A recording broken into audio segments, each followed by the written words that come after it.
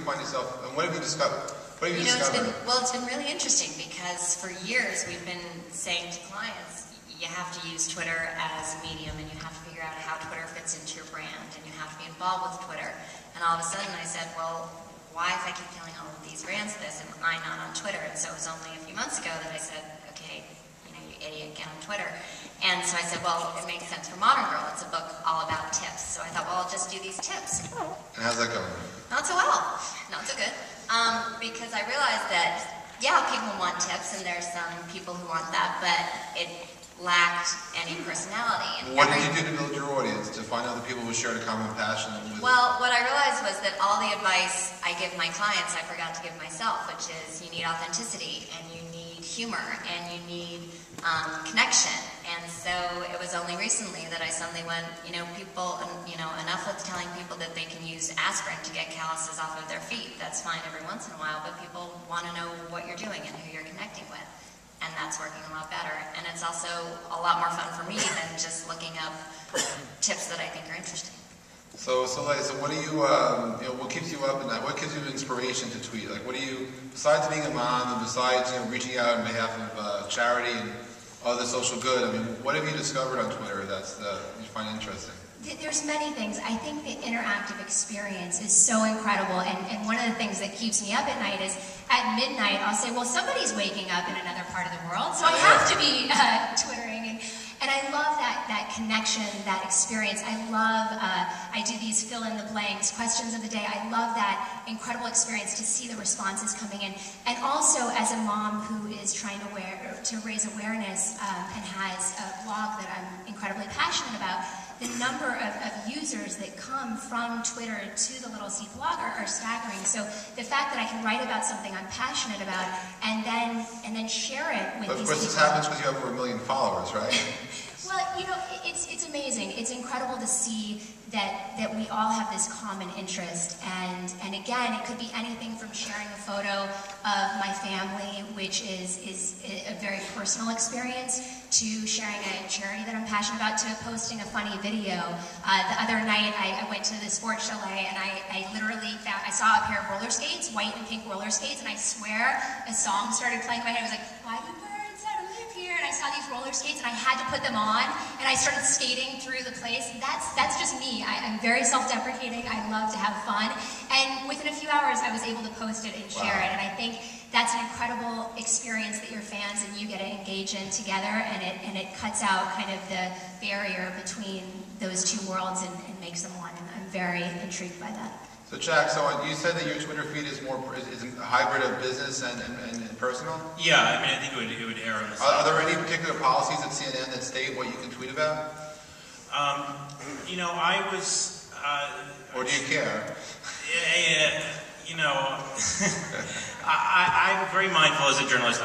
First and foremost, I have my day job and I need to make sure that I don't get myself fired. So, I mean, there are the logical things that a journalist is not supposed to do. I don't talk about my own politics. I don't endorse companies. But I mean, there are a lot of ways to have fun with it. But if you happen to buy a new product because you happen to like, iPhones or iPods, and you said, I just bought one, would you get slammed for endorsing a product, or because you're actually sharing the truth? I don't know. I haven't found that out yet. I think the company, frankly, and I don't speak for the company, I speak for myself here, but I think the company is kind of figuring this out as we go along. It is kind of uncharted territory. So is there anything that in the last 6 months that you discovered on Twitter, whether it's from a person, a little serendipity, or some touch of humanity that's touched you?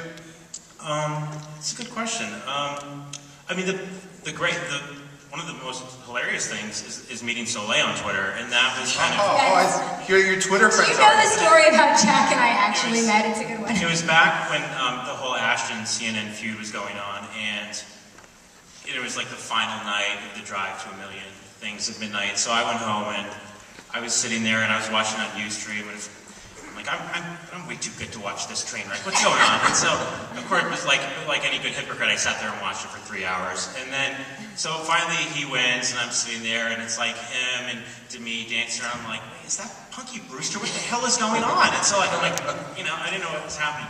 And so then I wrote this blog, and I was It's called My Friend Punky Yeah, it was like my new best friend Punky Brewster. And so, but I was all about her and like Twitter, and then I started going off about episodes of Punky Brewster that I thought they could have done differently. I thought she never should have let her friend out of the refrigerator. I thought she should have left her in there to like teach her a lesson.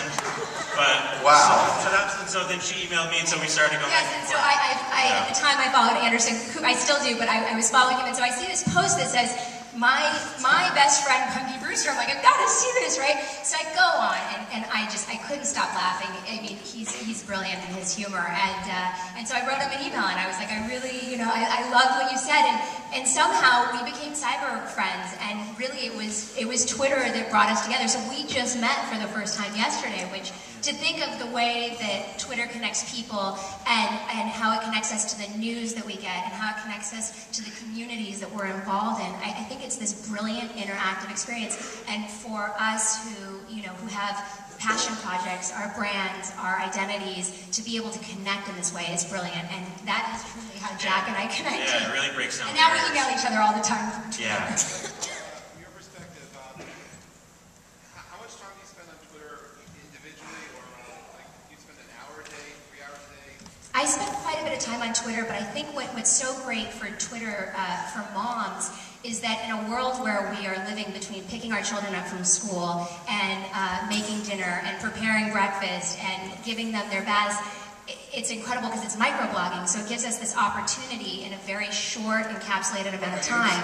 Are you obsessed by it to the fact that you stop something else just to tweet something? I do tweet often. And I tweet also at many hours because I'm fascinated by the fact that there's different time zones. Well, because if it's evening in LA, it's morning someplace else, and afternoon someplace. I mean, Yes, I go crazy. I'm like, wait, it's New York. I mean, for me, it's like I open up my day wherever I am in the world by saying good morning. Yes. And what I realize is that whether it's if it's morning in New York, it's late morning or noon in England, depending upon what time. It's I know what time in Paris and Tel Aviv. Right. And then whoever comes into your life at that moment, it's just interesting and amazing, and it just affects me. I mean, every day I'm subjected to humanity and to serendipity, and it just you're reminded about it. And because the people who respond can be random or people that are part of your life that you never see, whose presence you just feel. Absolutely. I feel like Twitter has become like the summer camp of nostalgia in an interesting way. And for those of us that have grown up in a very nostalgic era, I think it connects in a really brilliant way. And that's the question of the night now is phrased question of the night or morning, because depending on where you are, it could be the night or the morning. So Jane, before I run out of time, you said you just recently came on Twitter because you took your own advice. To people in the audience or people who you may know who are still offline, what have you learned and what would you advise others to do going forward? I think the theme that we often hear in so much is authenticity.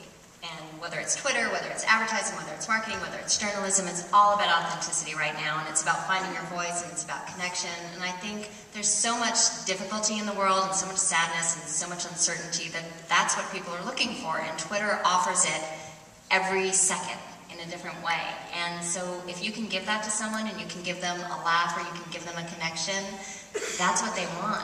And of course, I think it's the metadata that matters a lot too. I think that the information that you derive, the first and second derivatives of that information, if you're in the branding business doing forecasting, it's a tool which we've waited for a long time that never existed before, which I think will forever change marketing. I completely agree. I think that Twitter is going to be one of the biggest forces in research and forecasting, and I think it's shocking that researchers haven't sort of capitalized on it. It's great because it hasn't corrupted it, but I don't know that it'll corrupt it, but I think they will find a way to profit from it pretty soon.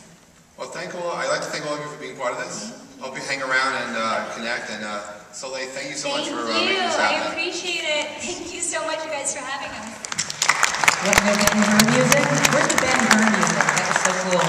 So there was no live stream of the conference, and so I got a couple of tweets from people asking. So everybody wave hi. Everybody say hi. See, so now we're streaming, and we just got some of that panel. So that was a great panel.